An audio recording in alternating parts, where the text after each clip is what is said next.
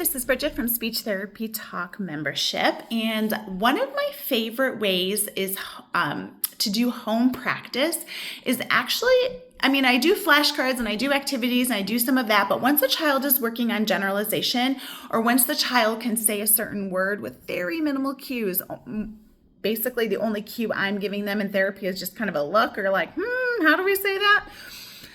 I like to give, when we're at that stage, I like to give the families a word of the day type practice, but there's some rules around this. So first, I think of a word that the child's going to say often and that the child is going to say in a request.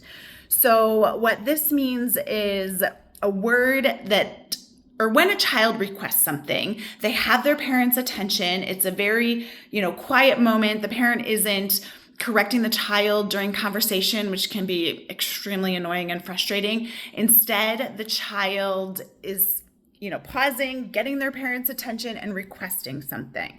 And also the parent's attention is on the child.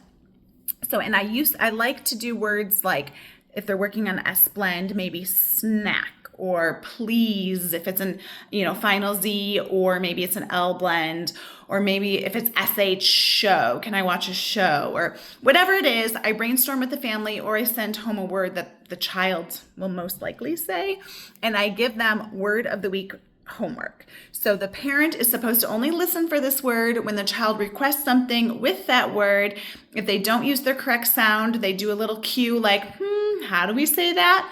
Then the child corrects it, says whatever they need to say, and then the child gets what they need. Now, I really like this when the child, again, can say the sound pretty easily, just has to remember to say the sound at conversational speech.